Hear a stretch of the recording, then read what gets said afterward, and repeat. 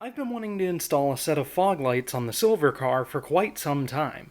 There are multiple ways I could have gone about this. I could have bought the eBay set for about $90, but I would have had to do some wiring.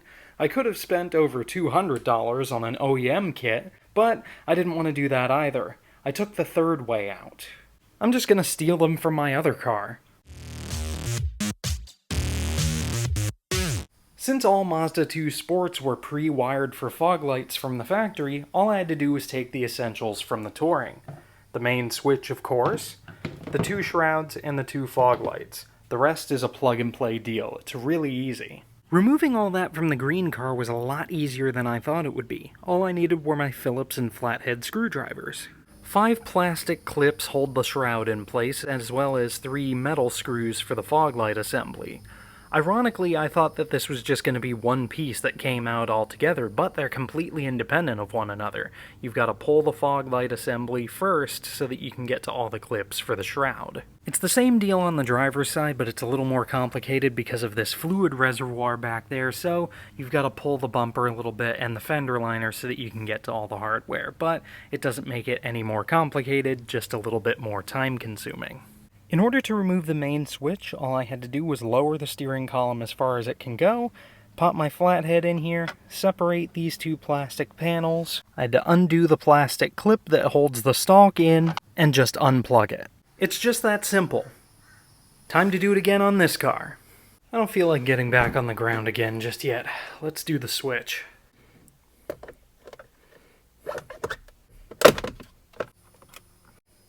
Easy breezy.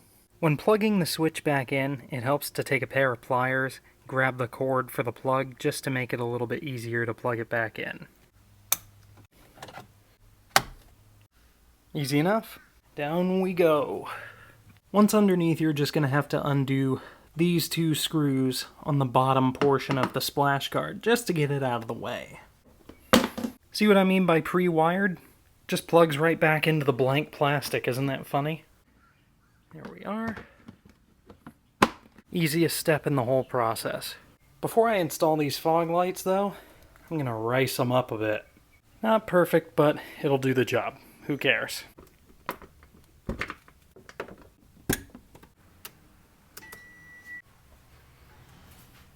Hell yeah. Boom. Remember how earlier I was saying that the driver's side's a little more complicated because of the fluid reservoir that's back there? It's not all that more complicated, you've just got to take some more stuff off. You've got to undo this little bolt here, pop the bumper off, and that way we can access all the clips and be able to screw in the hardware for the fog light. Not a big deal.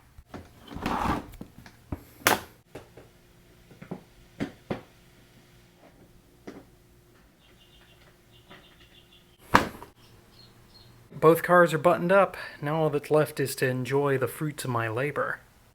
Yeah, these look way better on my car.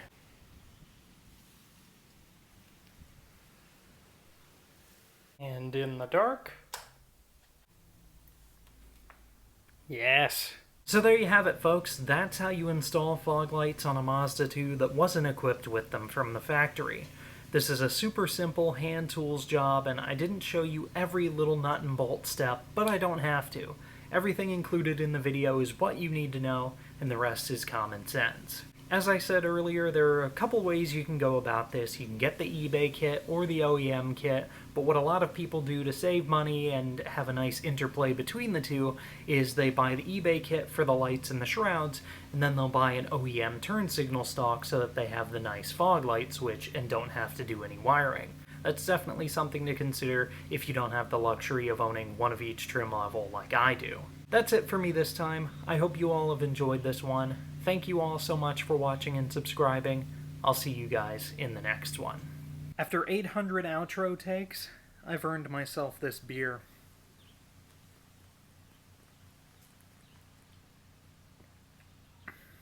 Yes.